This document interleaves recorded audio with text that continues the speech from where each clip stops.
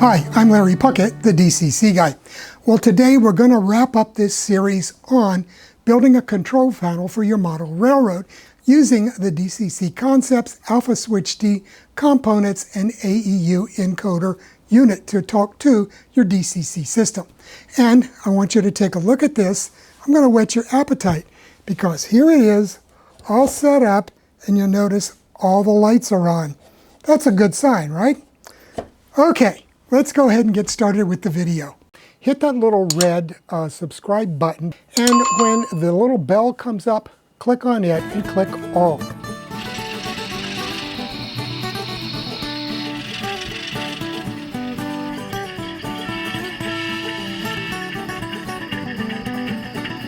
Now right off, I want to point out something that I discovered after the video was posted last week, and that's a labeling error.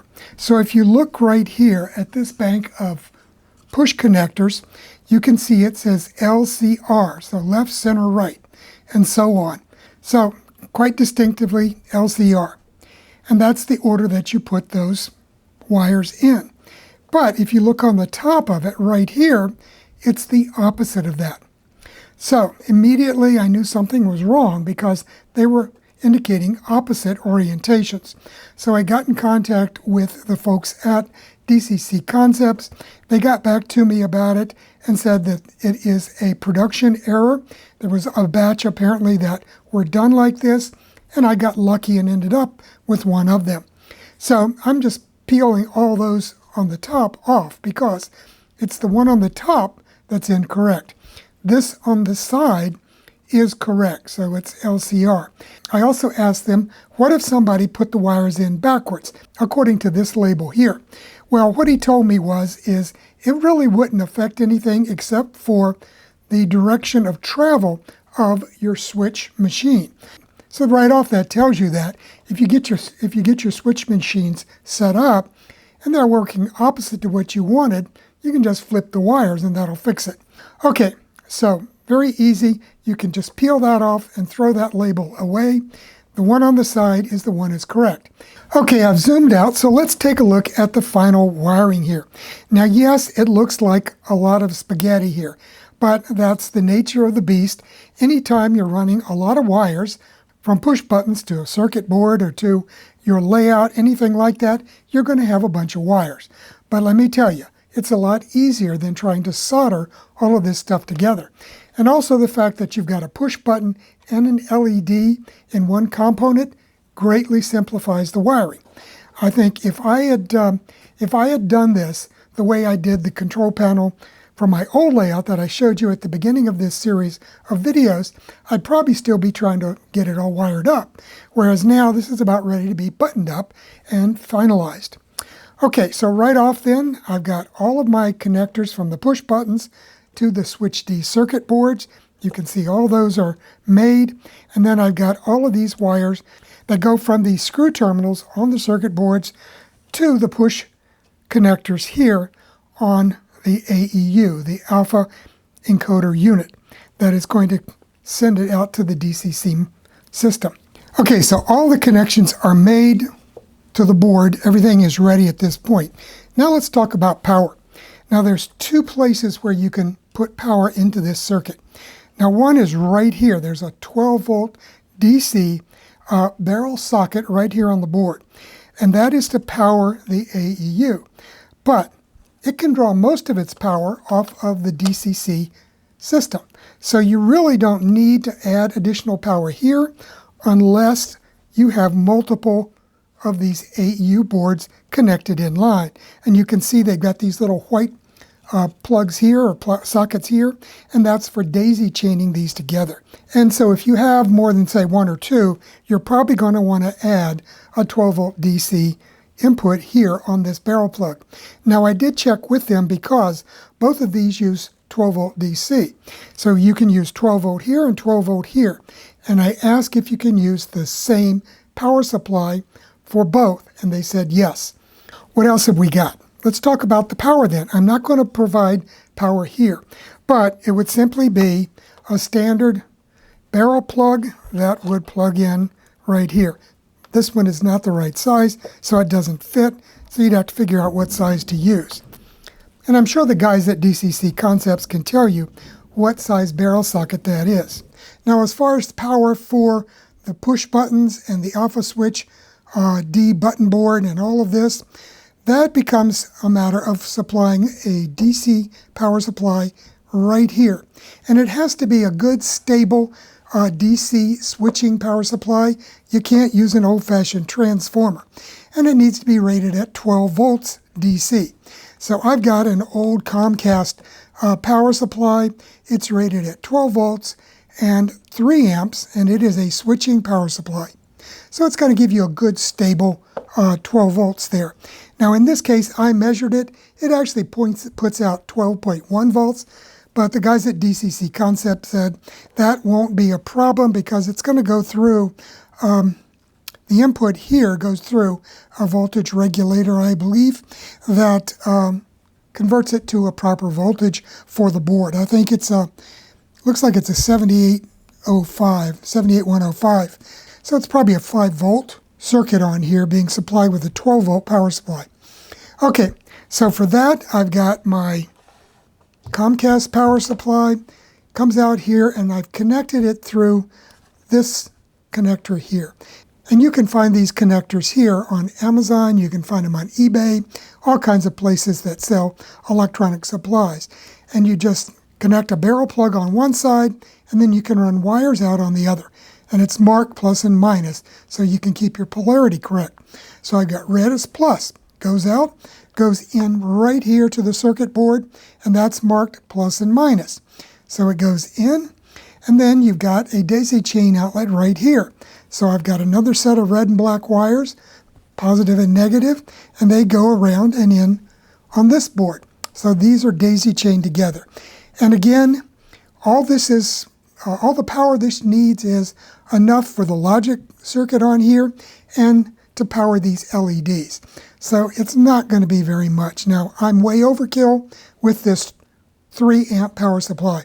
Okay, so that's all ready to go. And it's just a matter now of putting it in the box. So let's do that. Okay, let me show you what I've done with the box, because I've prepared that. Now, right off, you can see here there's 2 white blocks, one on each side. And I've attached one of my little neodymium magnets that I purchased some years ago. And you can get those off of Amazon, eBay, all kinds of places like that sell neodymium magnets. So those little magnets are right there. Now, why are they right here? 2 of them. Well, what I've done with the control panel is I've placed 4 pieces of this plastic rectangular tubing, one on each corner. So that's going to fit it into the box top here and keep it in the right orientation and keep it from moving around. And then right here on each side, I added another one of those little neodymium magnets. And somebody suggested that in the comments, so it sounded like a great idea, so I did it. So let me put all this in the inside of this box that I prepared, and we'll see how it works. Okay, so I've got everything tucked in here. You can see I had that little shelf that I made using a couple of wood blocks in here that the AEU sits on, and everything else sits down below. So everything's conveniently out of the way. Okay, so let me go ahead and maneuver it into the box, and we'll see how these 4 corner locators work and also the super magnets. So I'm just going to flip it over and pull everything down as I go. Now, one thing I will tell you, because of the problems of the fact that a lot of these are very, very short and it's hard to maneuver, I ordered 2 sets of 400 millimeter wires. So this is a 150 millimeter wire, and I've ordered another dozen of the 400 millimeter ones. They come also in other sizes. Just look on the website and you can find those. So once those come, I'll add those, and later on, one of these days, I'll give you a look back at how that worked out. Okay, let me pop this down in here. Okay, so now I've got everything plugged in, got the power supplied to it. Let's turn it on and see if the lights light up. Okay, so hopefully you can see all the green lights are on. So somebody asked me, why am I using so many lights? And why so many of these LEDs on the board and push buttons. You obviously have to have a push button to activate your switch machine. Now, of course, with the right kind of circuit, you could just use one push button to cycle open and closed. However, the way that these are designed, it's to be able to use both directions. And I think that's because they also make these compatible with toggle switches, which would be directional too. Okay, so why do I use red and green? Well, traditionally, red and green are used for signals.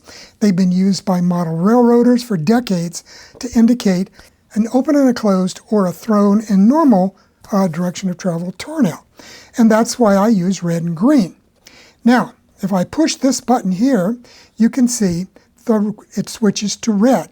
And that would be a good indication right off to anybody that's not red-green colorblind that the turnout has been thrown. And then to go straight again, you can just hit either one of these two buttons. And that gives you a LED indicator of the route. So it's set up for straight through, and now it's set up for a crossover. So right off, you can tell when a crossover is thrown. You don't want to be running at full speed through a turnout that is thrown for the diverging route, because you're going to be on the ground fast. And and it works the same way throughout all of this, as I explained, I think, as I put these together. And you can see they're all working fine. Let's make sure here. Okay, this one goes to here. There. Now we got that straight. Straight line through here, throw it, and that indicates we're coming down here. Now you need to have both of them thrown to go through. Now, unfortunately, this system does not support route, so you can't have one button set up to throw all the switches on a route. You still are going to have to do individual push buttons. The only accessory decoders that I know that support routes and that I've used are the Digitrax DS stationary decoders, and they work very well. I had them on the yard ladder in Monroe, and I could push one button and line 6 turnouts without any problem. But this is not set up that way, and since you're only doing a couple of turnouts at a time, it really isn't all that necessary. So we can get these thrown back, and we're all clear. And that's another thing. You can tell your operators on your model railroad to never go away and leave a red LED showing. Always make sure that all of the LEDs on your control panel are green so that you don't have a passenger train come flying through here and derail or go into a yard or something like that. So very simple to tell people that, and make sure no reds are left showing when you leave the town. Okay, now what I want to do next is I'm going to take this, cut all the power off, move it over to the module, and we'll hook it up and find out if it's going to work. Now there's one more thing before we can go to work with this, and that is we have to set up the address numbers on the circuit board to match what's on the layout. So it's going to be 21 through 27. Now the neat thing is, as soon as you set the address for the first position, for 21 in this case, could be 1, could be 31, it will program all the rest of these in order. So all I have to do is program address 21 into here, and it will automatically set the addresses through 32 sequentially. So it saves a lot of work.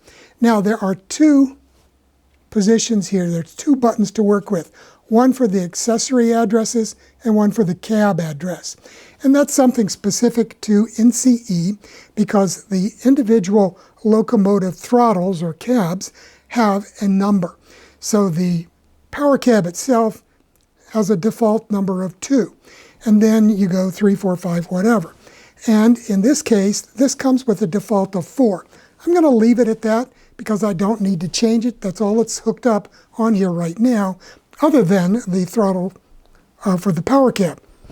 But for accessories, in order to change that, you turn the power button off. So you can see right here there's a LED, a red LED, indicating it's receiving power through the DCC circuit.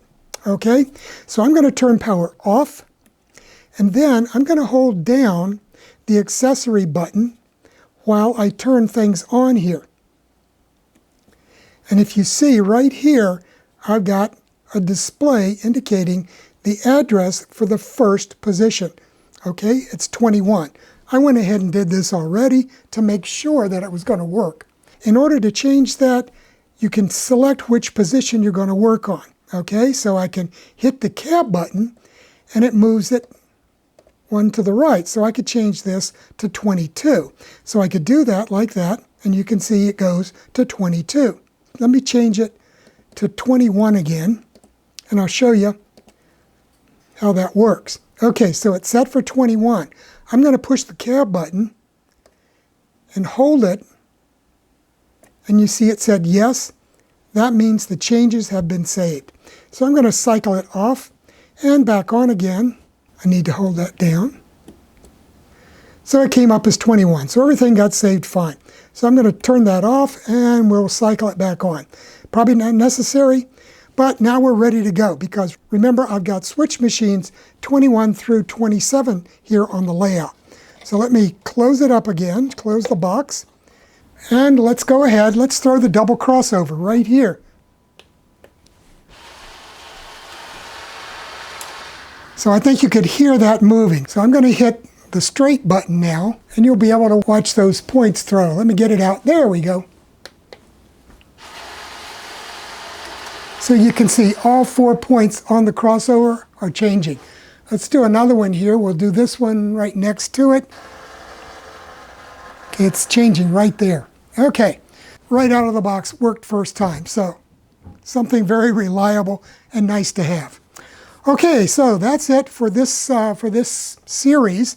We've got them all wrapped up, and next week we're going to take a look at the new ESU DCC system that they sent me. So that'll be a product review, an in-depth review. I'll probably hook it up here to the module, and there's some special things that I want to show you that it can do that's pretty slick. So I'm looking forward to sharing that with you, and that'll be next Friday. And in the meantime, have a great weekend, have a great week, and I'll see you Friday. Bye now.